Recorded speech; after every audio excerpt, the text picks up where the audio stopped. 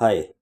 इस पार्ट में मैं डिस्कस कर रहा हूँ फ्रिक्शन का एक प्रॉब्लम। इसमें गिवन है a car is moving at speed 36 kilometre per hour is taking a turn on circular road of radius 50 metre. A small wooden plate is kept on the seat with its perpendicular plane perpendicular to the radius of circular road. Diagram में दिखाता हूँ आपको। यहाँ पे a small block of mass 100 gram is kept on the seat which rest against the plate. The friction coefficient between the block end plate is 0.58। 0.58 ध्यान रखिएगा 1/√3 की value होती है। Find the normal contact force exerted by the plate on the block end plate is slowly turned so that the angle between the normal to the plate and the radius of rod slowly increases. Find the angle at which the block will just start sliding on the plate. अब देखिएगा actual जो diagram है वो कुछ ऐसा है इसमें यहाँ पे कि ये अपने पास में जैसे रेडियस, ये डॉटेड लाइन है वो रेडियस को रिप्रेजेंट करे। ये वाला लाइन यहाँ पे, ये वाला लाइन रेडियस को रिप्रेजेंट करे। यहाँ पे एक वर्टिकल प्लेन है, यहाँ पे जो प्लेट है और इसके साथ में ब्लॉक रखा हुआ है। अब देखिए कार जब ऐसे सर्कुलर पाथ पे टर्न लेगी तो सेंट्रीफ्यूगल फोर्स लगेगा इस तरीके से यहाँ पे। तो ये सेंट्रीफ्यूगल फोर्स इस प्लेट को प्रेस करेगा। ये फिक्स्ड है, यहाँ पे प्लेट नहीं मूव करेगी। तो ये ब्लॉक जो है कार के साथ में ये भी सर्कुलर टर्न ले रहा है, तो इस पे सेंट्रीफ्यूगल फोर्स बाहर लगेगा। दैट मीन्स ब्लॉक जो है इस प्लेट को प्रेस करेगा mv²/r से। तो इसका रिएक्शन फोर्स यहाँ से कितना आएगा, n इक्वल्स टू mv²/r। वो भी रहेगा बिकॉज इस डायरेक्शन में डिस्टेंस फिक्स है, कोई मोशन नहीं हो रही है, तो n इक्वल्स टू mv²/r। तो फर्स्ट तो अपना केस यही हो जाएगा। उसके बाद में क्या किया, इस प्लेट को ऐसे कुछ रोटेट करना स्टार्ट कर दिया। देन अब अपने पास क्या केस होगा उसको देखते हैं। तो फर्स्ट केस तो बहुत सिंपल आपके पास में है। यहाँ पे जैसे मैंने डायग्राम लिया कि ऐसा कुछ केस है कि ये सर्कुलर टर्न है, हम सिंपल प्लेट को रखते हैं यहाँ पे। तो ये प्लेट जो है और ब्लॉक इसके साथ में कॉन्टैक्ट में है, तो ये ब्लॉक इसको प्रेस करेगा mv²/r से, सेंट्रीफ्यूगल फोर्स जिसको हम कंसिडर कर रहे हैं। या हम अगर बाहर से देखेंगे तो ये जो ब्लॉक है वो भी कार के साथ में सर्कुलर पाथ पे चल रहा होगा। दैट मीन्स इसको कोई ना कोई तो सेंट्रीपिटल फोर्स प्रोवाइड करना चाहिए। दैट मीन्स हमें नॉर्मल जो आएगा वो mv²/r के इक्वल होगा। तो डिपेंड करता है कि हम किस फ्रेम से देख रहे हैं। कार के फ्रेम से देखेंगे तो हम एक एक्सीलरेटेड फ्रेम में होंगे, हमें सूडो फोर्स लगाना पड़ेगा।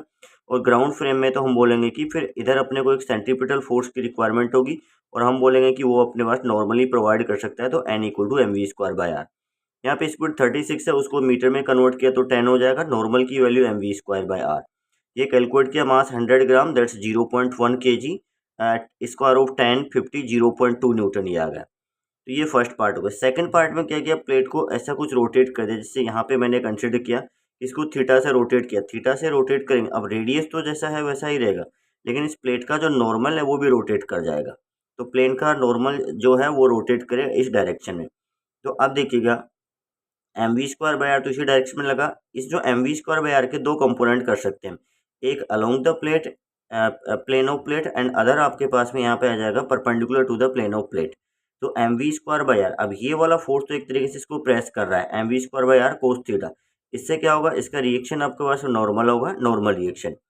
अब प्रॉब्लम यहाँ पे आ गई। अभी देखिए इस केस में क्या है, इस डायरेक्शन में कोई फोर्स नहीं लग रहा है। अब हम बात करें प्लेन के अलोंग, यहाँ पे एक लग रहा होगा जो हमें हमारे पास जैसे mg होगा और अपने पास ऊपर की तरफ नॉर्मल। इस डायरेक्शन में जो अदर डायमेंशन है उस डायरेक्शन में कोई फोर्स नहीं लग रहा। इसमें भी देखिएगा हम अगर कंसिडर करते तो अब बेसिकली क्या हुआ, प्लेट के अलोंग, क्योंकि एक डायमेंशन तो कौन सी होगी, ये डायमेंशन होगी। एक डायमेंशन अपने पास में यहाँ पे देखेंगे तो ये वाली डायमेंशन भी है।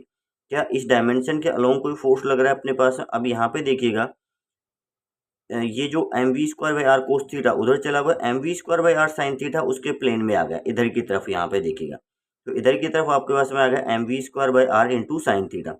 अब ये mv²/r sin थीटा चाहेगा कि ये प्लेट जो इधर की तरफ आ जाए, लेकिन फ्रिक्शन आएगा यहाँ पे। फ्रिक्शन नहीं चाहेगा कि प्लेट यहाँ पे ये जो ब्लॉक है वो मूव करे, प्लेट नहीं ब्लॉक मूव करे। तो इस ब्लॉक पे mv²/r sin थीटा इधर लगा। फ्रिक्शन चाहेगा कि ये ब्लॉक ना मूव करे तो फ्रिक्शन उधर लगेगा, लेकिन फ्रिक्शन के पास में एक लिमिट होती है, उसके बियॉन्ड वो नहीं लग सकता।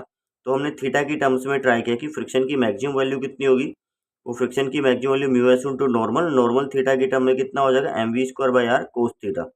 तो ब्लॉक स्लाइड्स, अगर ब्लॉक स्लाइड तब कब करेगा, जब म्यू स्टैटिक इनटू नॉर्मल की वैल्यू, मतलब फ्रिक्शन कम रह जाए और ये स्लाइडिंग फोर्स है वो ग्रेटर हो जाए ब्लॉक पर। That means mu into mv²/r cos theta is less than equal to mv²/r sin theta. तो यहाँ से आपका tan थीटा ग्रेटर और इक्वल्स टू म्यू एस आ गया। That mean tan theta greater और इक्वल टू म्यू स्टैटिक 0.58। और मैंने यहाँ पे अभी बोला कि 0.58 इज 1/√3। दैट मीन थीटा आपका ग्रेटर और इक्वल टू 30 डिग्री आएगा। तो जब इसको हम ग्रेटर और इक्वल टू 30 डिग्री से रोटेट करेंगे तब ये बेसिकली आपके पास में मूव करने लग जाएगा। देखिए इसको हम कुछ इस तरीके से विजुलाइज कर सकते हैं, जैसे ये अपने पास में जो है वो प्लेट गिवन है और इसके साथ में ये ब्लॉक गिवन है।